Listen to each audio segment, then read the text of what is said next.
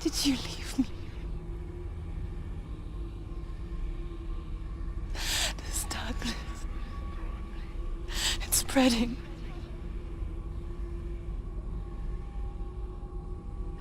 Father's keeping me away from the others. Hello ladies and gentlemen, my name is Tom, aka The Butcher, and today I'm gonna talk to you about Hellblade Senua'S Sacrifice. This is my review of the game. So let's start off with the story. The story revolves around a young woman named Senua, and she has a psychosis, and she hears voices, darkness, there's rot growing inside of her, and she's troubled with those voices and shit. It's a pretty great story. The setting is based around Celtic and Nordic mythology, and it's pretty great. And basically, that's as far as I'll go with this about the story. I don't want to spoil anything for you guys. The story is actually pretty good, not perfect, but it's a good story, and it's told really well. The voice acting is pretty fucking great, great cast, and yeah, the acting itself is actually pretty good. So let's move on to the gameplay. Well, we'll start off with combat. Well, the combat is, well, you know, it is a bit simplistic.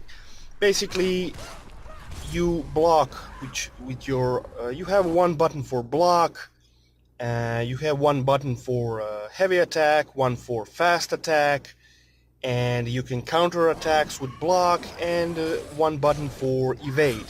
And basically that's it. You also have the ability to focus, which slows down time for your enemies, and well, it's actually a good mechanic. But everything about the combat, I mean, it's okay. It fits the theme of the game, but it really is a bit too. It really is, you know, a bit simplistic, in my opinion. Enemies are actually okay. One thing I have to say about the enemies that there isn't much variety amongst them. You have a few boss battles, and the regular enemies, I think you have maybe 3 or 4, 5 tops, 5 different types of enemies at best, 5. But I think it's not even 5, I think it's 4. But yeah, the game itself actually is very linear. And yeah, I don't have anything against that, but just so you guys know, it's a pretty linear experience. There is no upgrade system, and yeah, no upgrade system, no branching paths or anything. The most non-linearity you're gonna get, but is you can collect lore stones, and these are optional, but everything else is pretty fucking linear. You know, you don't have any other paths to deviate from. You can't freely explore the sandbox and shit like that. So yeah, pretty linear experience. In the game you will spend a lot of your time solving puzzles, and these puzzles, some are actually quite clever, but like 70% of them are pretty simplistic, and they revolve around finding certain letters in the world. I mean, it sounds pretty. I can't really explain it, but hopefully I'll show some gameplay so you'll understand. Most of them revolve around that mechanic. Find a letter, you find a door that you can't progress, then you need to find a certain letter that corresponds to that letter on the door somewhere in the world. Other than that, yeah, you have a few more puzzles early on in the game, which are different from just, you know, collecting words from the world. There are some portals involved, but very simplistic portals. But yeah, basically that's it. The puzzles are good, but a bit linear in my opinion, a bit, you know, simplistic in my opinion. They could have done it better. There are sections in the game that really drag on, you know, forced segments of walking, forced segments of, like for example, when you first boot up the game, there's like 10 minutes of Senua rowing a boat, and that's it. That's the gameplay, you know. She rows a boat and talks about shit. That's my gripe.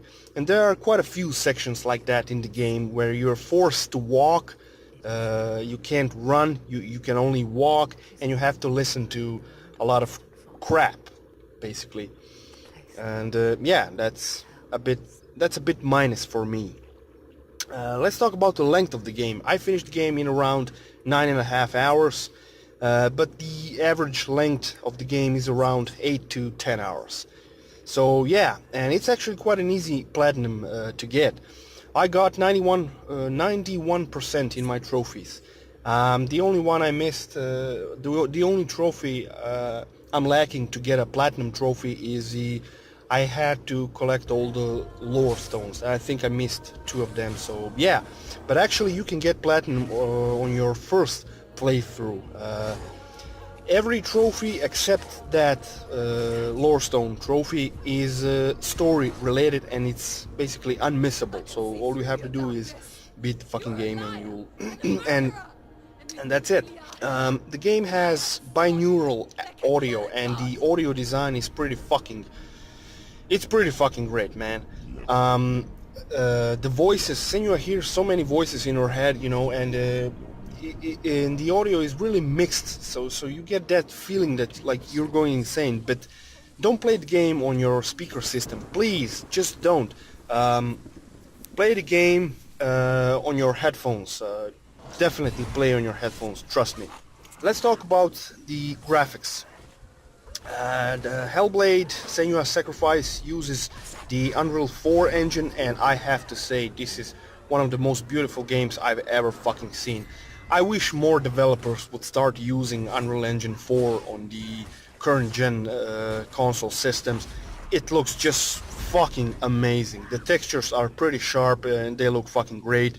Models are rich, filled with detail, and lighting. Man, Unreal Engine 4 is a beast in lighting aspect. And basically we've come to the conclusion. I think Hellblade Senua'S Sacrifice is a good game, but it's a bit short. And this is Ninja Theory's, you know, Hellblade is actually a mid-sized game. That's why they call it. They call it a AAA game on a budget. You have to remember that Hellblade doesn't have a publisher. It's a self-published game by Ninja Theory. So this is a crossover between an indie and a AAA game, sort of AAA on a budget. That's what Ninja Theory calls it. And I think they've done a good job. It's a good game. Well, like I said, there are sections that drag. Combat is a bit too simplistic for my taste. The story is okay, but those sections that drag on, that really fucking killed me. And the game is, well, it's short. It's 8 to 10 hours.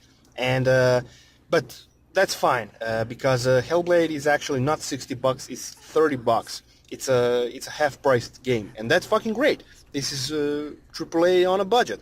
So I think it's a good game. If you're into games with a story-heavy focus, with a solid combat, a bit simplistic, but it's solid, I think you'll like this game. It has a cool Norse, you know, Celtic mythology. That's also pretty cool, and the graphics is pretty great. So, yeah, check Hellblade if you're into this type of game. I hope this review of sorts helped you out. And yeah, have a good one. If I had to give a score to Hellblade Senua'S Sacrifice, I'd give it 7 out of 10. Thank you for watching and have a great day. Bye. And one day, Odin comes and thrusts a sword into the tree, a gift to whomever can release it. Many try